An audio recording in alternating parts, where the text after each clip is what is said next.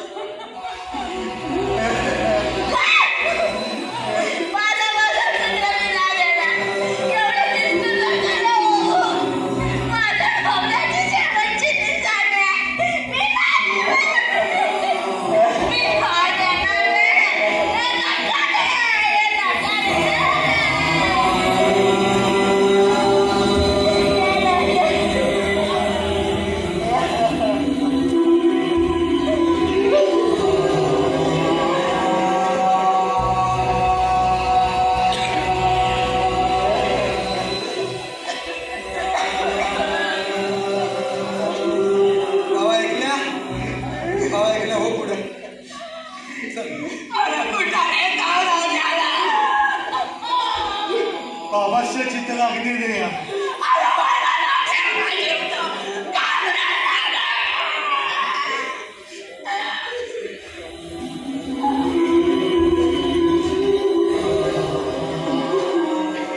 त्याचा आधार अजून किती आहे सर्व ऐकल्या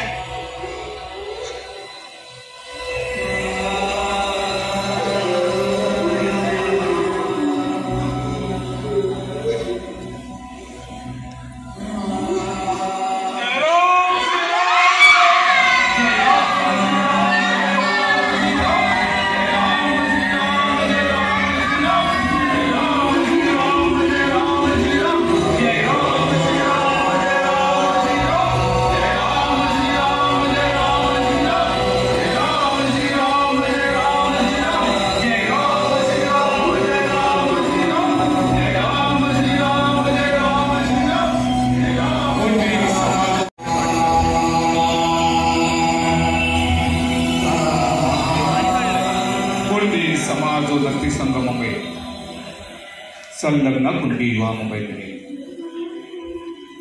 कुंडी कला मंच प्रस्तुत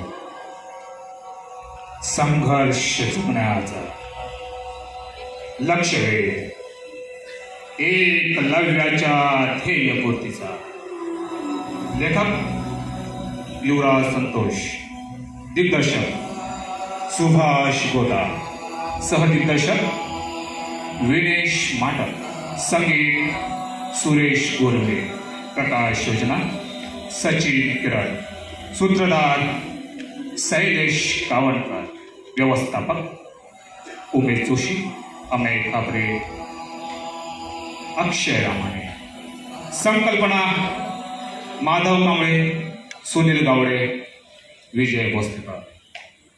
सादर करत आहोत संघर्ष जगण्याचा लक्ष्यवेध एकलव्याच्या ध्येयपूर्तीचा.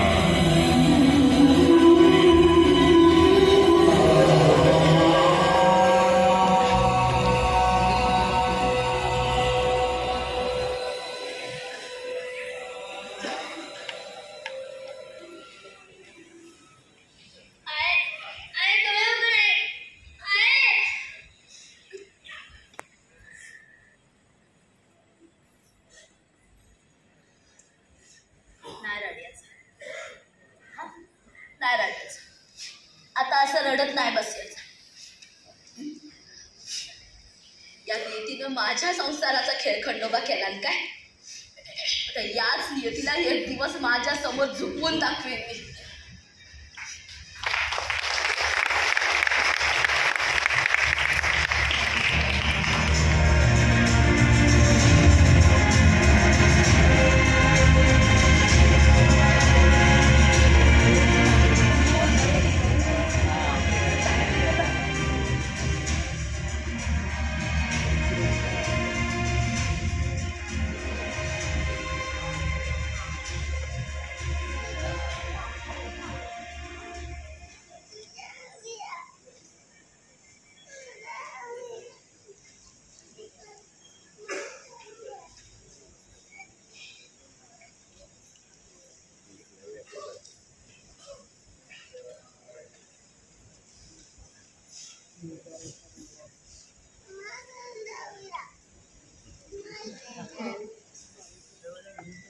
आय काय करता काय?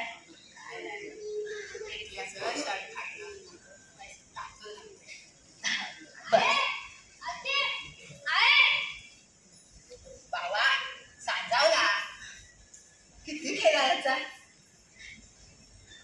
ऐकल्या, आता तुला 6 वर्ष पुरी झाली हा. आता तू चालत जायचा. हा, मी नाही चालत. मी एकवर राहणार पण चालत नाही. बाबा असं नाही बोलायचं. तू शाळेत जा, शिकावं अशी तुझी माणसाची पण इच्छा होती ना रे. ऐकल्या, अरे बघतोच ना रे आपली काय अवस्था आहे ती. एक एक पैसा जोडताना माझी कशी कसरत होते ती. तू चालत गेलास, शिकलास, सवरलास तर तेवढाच घरादाराला आधार होईल रे. मी म्हटलं ना मी नाही चालत. बाबा आम्हाला वाड्यावर सोडून गेला. जिथं बाबा गेला तिथं बाबा पैशावर थांबला.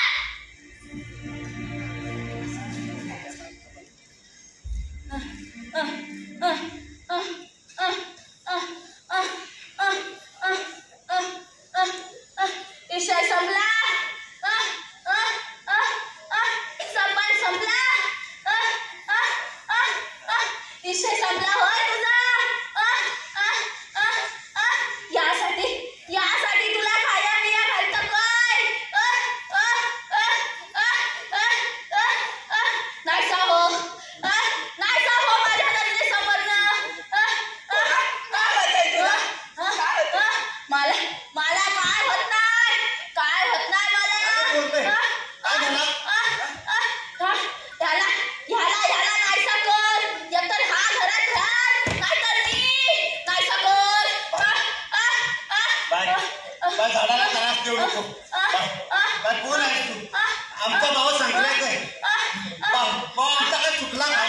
मला चालत जायला नाही बोलला. काय बोलला? याच्याला चालत घालायचं होतं. टाका नाही म्हणलं. मी ह्याच्या हातात आला. बाय त्याला उद्यापासून चालत जाईल.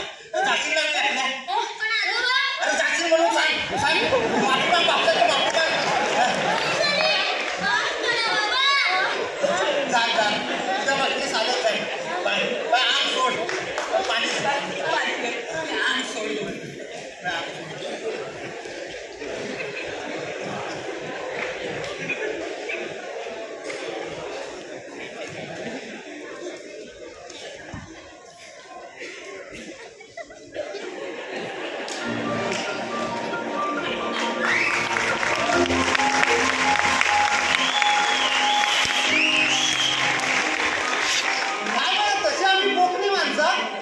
जेवढा देवावर विश्वास ना तेवढा विश्वास भूता खेळावर.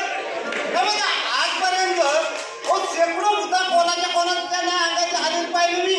पण चांगल्या कामासाठी आणि चांगल्या वेळेला अंगात आलेला भूत पहिल्यांदाच बघितला बरं.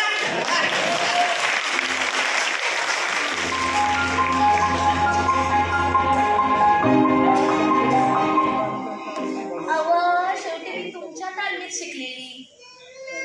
सरळ मार्गात काम होत नसला की वेगळ्या मार्गात काम करून घ्यायला हवा हा तुमचा म्हणणं. मग कशी वाटली तुमची अंगात आलेल्याची नक्कल?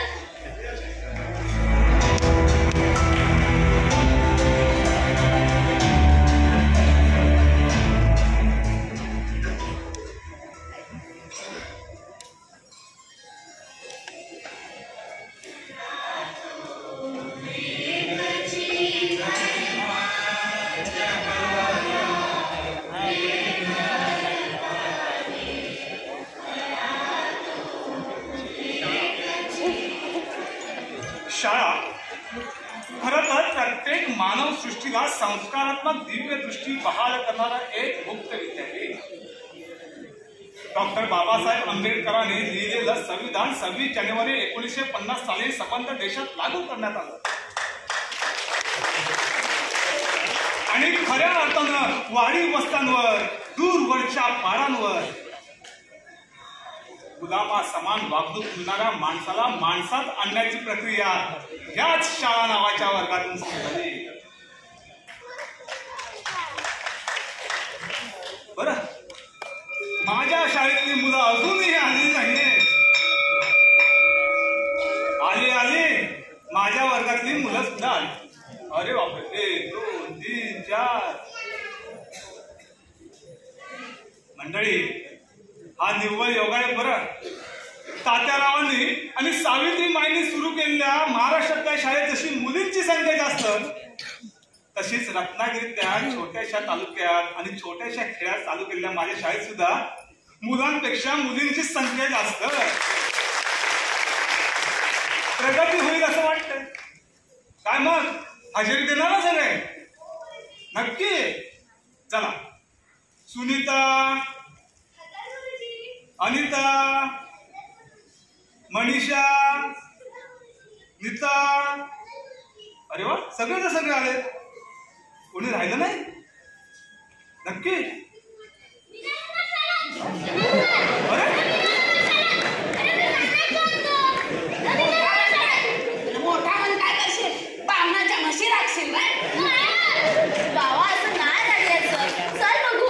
बाळा, ये बस बघू येते. हळू किती करताय त्याला? हा माझा नातू आहे. बर, त्याला सावध घ्या. आत्तापासून घेतो. बरं, काय नाव याचं?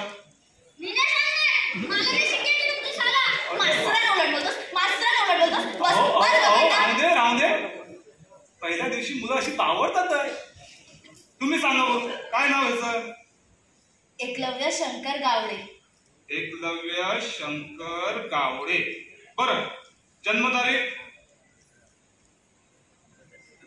अरे वा, म्हणजे महाराष्ट्रातल्या सगळ्याच लोकांचा अडचणीचा हाच भाग आहे. आपण याची जन्मतारीख 1 जून देऊ. चालेल?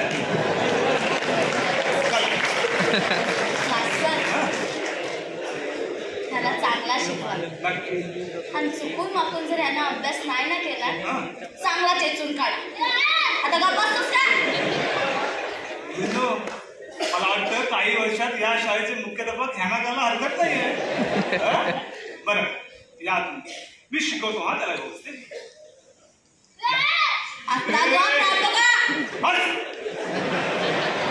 मस्करी केली.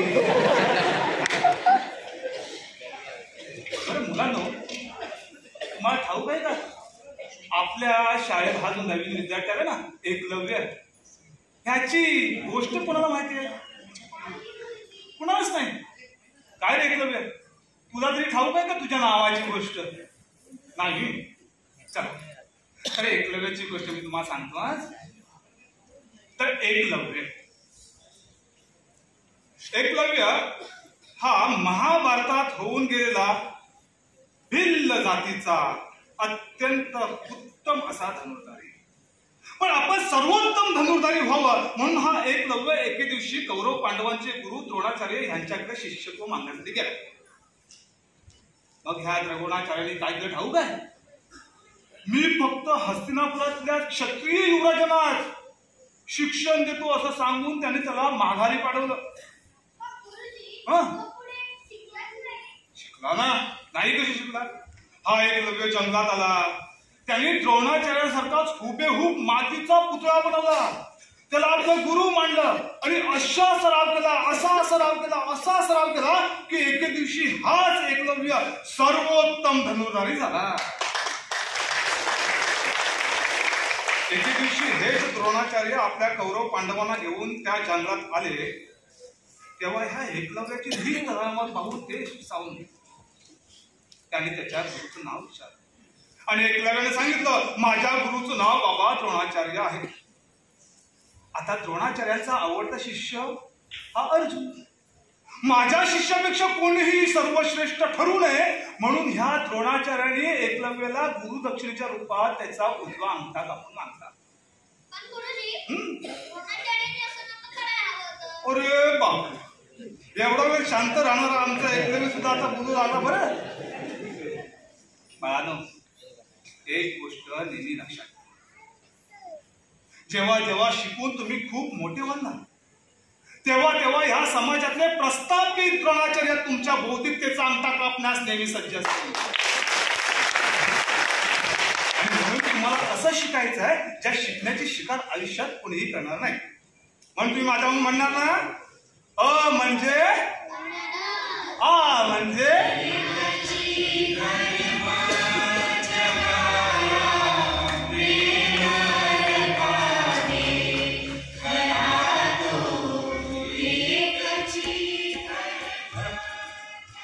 पारावरची का होईना आणि कोकणातली का होईना, माझी शाळा मात्र व्यवस्थित सुरू होती. शाळेचा पट सुद्धा चांगला होता. आता शाळेचा पट शिक्षण विभागाला कळवल्यानं शिक्षण विभागानं सुद्धा पोषण आहार म्हणून शाळेला सुकडी पाठवून दिली होती. तू सुकडी आणशील का? जा, तिथे आहे सुकडी, ती घेऊन ये. हा, त्या बॅगेत सुकडी असेल बघ.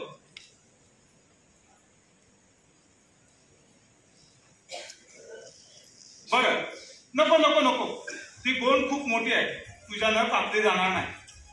बाळानो, मी एक काम करतो, आपण सुकडीचा मुहूर्त उद्यापासून करूया. चालेल तुम्हाला सगळ्यांना?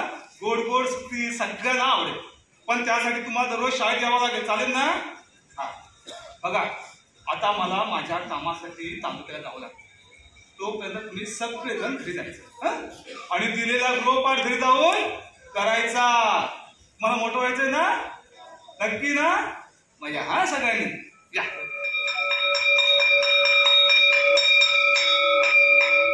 एकलव्या, बाळा इकडे. काय तू नेहमी ह्याच कपड्यांना असा शाळेत येतो? गेले 6 महिने झाले, काय कारण आहे?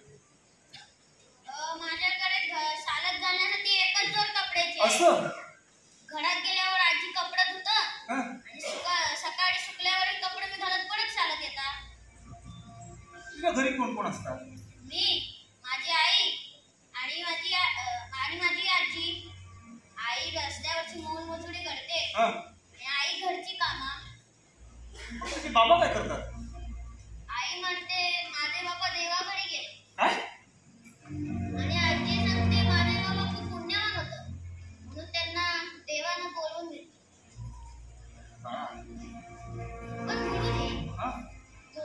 पण गुरुजी, देवाला हे कसं कळत नाही? बाबांची देवापेक्षा आम्हा तिघांना जास्त कळत आहे.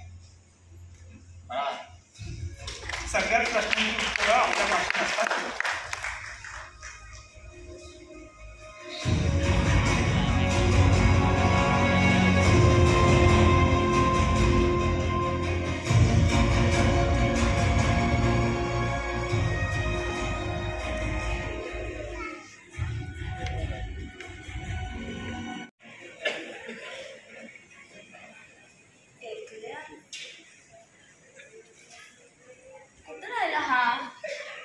किती सांगितलं की इतका पण खेळू नको, तरी ऐकत नाही हा पोर. आलाय काय घरी?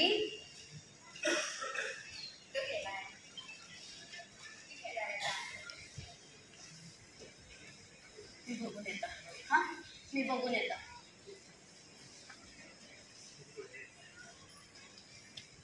ऐकल्या? ऐकल्या?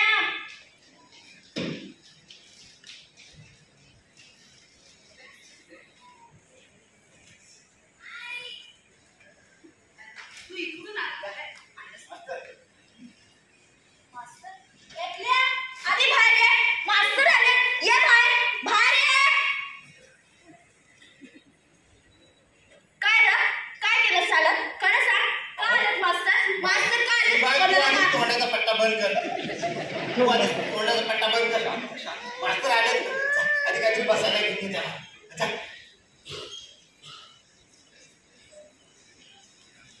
नाही म्हणजे मास्तर थोडं सांच्याला आलं तुम्ही विचार काय केलं काय मला सांगा. अहो काही नाही हो, तुमचा एकलव्य खरंच खूप हुशार मुलगा आहे. 6 माही परीक्षेत 3रा नंबरला पास झालाय तो. म्हणजे अभ्यास बेस करतोय. अतिशय उत्तम. बरं आहे मास्तर या तिथं हवेवरच बोलत बसू. चालेल. बस मास्तर हा आता आलावच आहे तर घोडभर चाय घ्या बिंदुताचा. नको, खरंच त्याची गरज नाही. घ्या हो मास्तर छान. हो आमच्या गरीबाचा चाय घ्या. जासून पाहिजे करून आण चाय. काय म्हणतो मास्तर एवढाच काम होता त्याची तात्या, अहो परवा सहजच एकलव्याच्या गुरूची माहिती. गरीब असताना सुद्धा तो ज्या पद्धतीनं शिकतो आहे ना, त्याची हीच गोष्ट मला खूप आवडते. गरिबीमुळे हा मुलगा मागे राहू नये म्हणून मी खास बक्षीस म्हणून त्याला हे नवीन कपडे आणले. ते त्याला द्यायचे. मला हे कपडे आणि घरी जाऊन घालायचं आणि उद्या शाळेत यायचं. हा ये खूप खूप मोठा हो. हा नाही नाही माझ्या पाया नाही पाहिजे.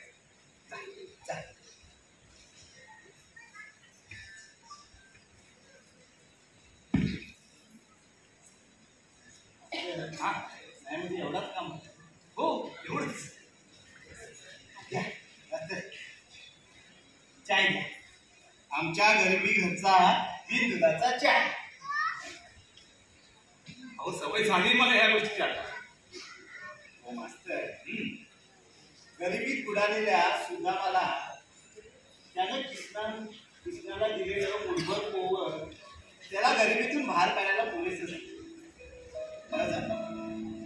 पण आमच्या आयुष्याला लागलेला हा गरिबीचा विरान शिकाया हा एक कप बिन दुधाचा चहा पुरेसा ठरला.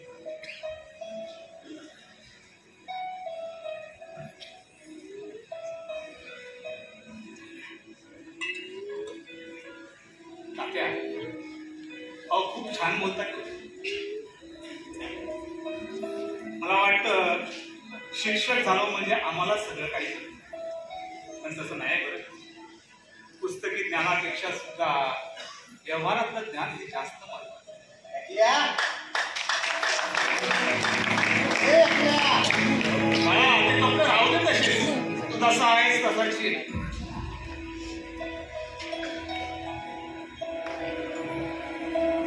मास्तर चालेल. आम्हाला सवय आहे अशा एकट्याला बोलायची. मास्तरांच्या पाया तात्या